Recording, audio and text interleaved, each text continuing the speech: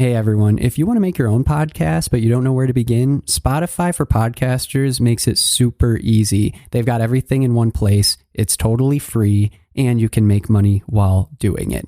Here's how it works. Spotify for Podcasters lets you record and edit podcasts right from your phone or computer, so no matter what your setup is like, you can start doing it today. Then you can distribute your podcast to Spotify and pretty much everywhere else podcasts are heard. Video podcasts are also supported, and you can even conduct polls and Q&As. With Spotify for Podcasters, you can earn money in a variety of ways, including ads and podcast subscriptions. And best of all, the platform is totally free. No catch, totally free. When I wanted to start my own podcast, I did not know where to begin, and I didn't think it was even possible.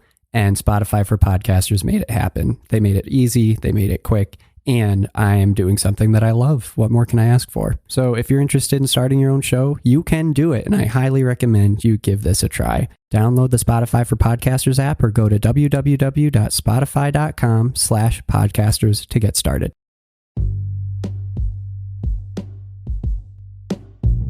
Hey everybody, what's up? Welcome back to another episode of Everything Kratom, the podcast about anything and everything Kratom. Great to have you with us on this Thursday morning. Hoping all is well with you out there. I'm doing pretty well myself. I've actually finally got my Green Mang Da back, which is stellar.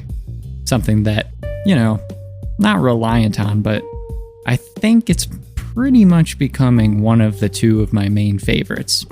The other being Indo White, but Green Mang Da, my goodness. I really haven't found anything else that works quite like it. It kind of gives me that first time hug that the owner of Happy Hippo, Chris, talked about when I interviewed him earlier this year, where you have one type of kratom that just for some reason, it works the best. It just works so much better than all the others, and it gives you that first time experience over and over and over again, that first time hug. So I love that phrase, and always think of it when I'm having Green Mang Da. Today I wanted to talk about a really neat resource.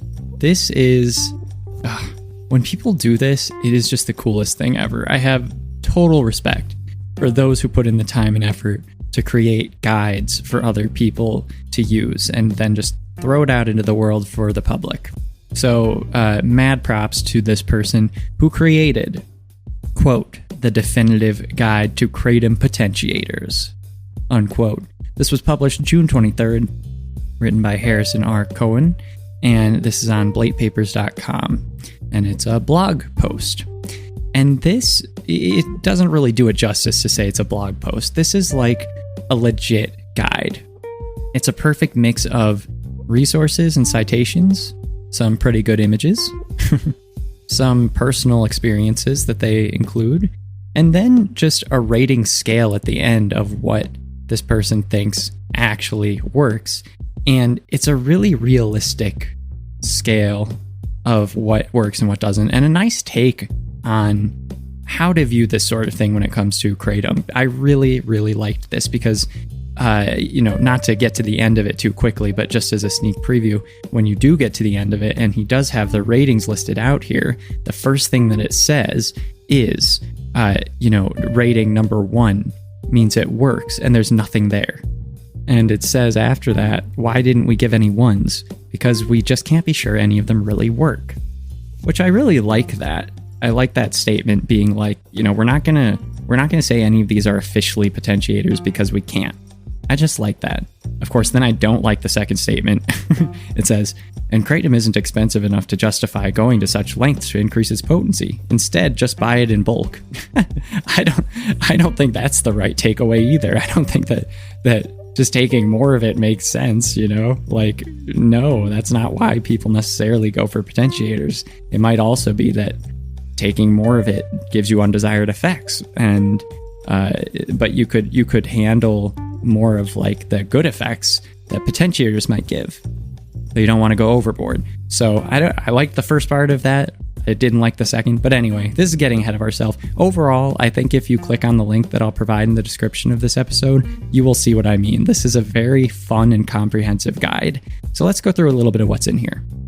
So it starts listing off some of these things that are potentially Kratom Potentiators, and those include Tylenol, ashwagandha, apple cider vinegar, black pepper, and black seed oil. I mean, it just keeps going. Caffeine.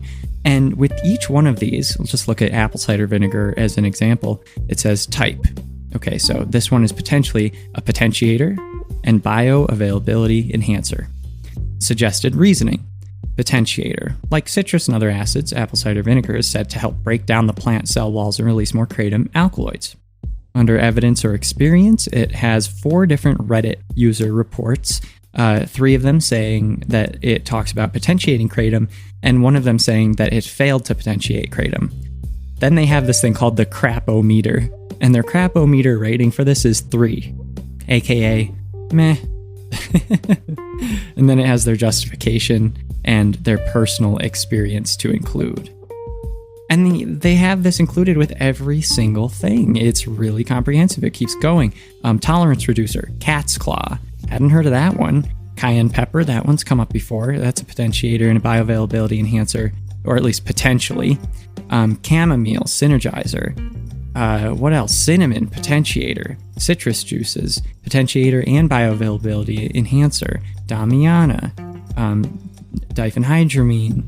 I mean, it really just goes on and on and on. And it's each one of these is really worthwhile taking a look at.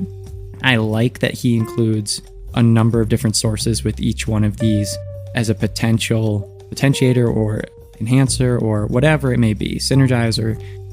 Regardless, you can look at the work to see if it measures up. So totally worth the read. Or at least just, I wouldn't even necessarily read through the whole thing, but just like print it out or just save the file and then you have it. And if you're wondering about something and you've heard about it before, chances are it's in this guide and you can see some research and information gathering that's already been done. So that's always great. So let's go down to the ratings and see what the results have been. So rating 1, like we said, there's nothing there. Rating 2, maybe it works. Some of the things in here is black pepper, black seed oil, cayenne, citrus juices. Each of these might be for a different reason. Again, there's tolerance reducers, potentiators, bioavailability enhancers. So these might fulfill, 2 or more categories or just 1. Freezing kratom, that's another one. Ginger, L-tyrosine, magnesium. Okay, here's the next one. Rating 3, can't tell either way. This includes Tylenol, caffeine, cat's claw, chamomile, damiana, diphenhydramine, grapefruit juice, lavender, phenibut, or phenibut. I never know how to say that. Next one, rating 4. Probably doesn't work. Aquama seed, dark chocolate, Kana, Nupept, THC, CBD, and valerian.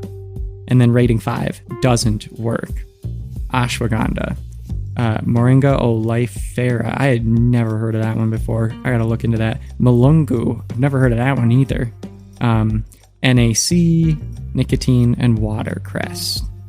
So very, very neat. I mean, I think that overall, regardless of if people agree with this or if they've had a good experience with it, this is still valuable because I have been looking for a consolidated information hub on just this very thing. What goes with kratom, what doesn't, what is safe and what isn't.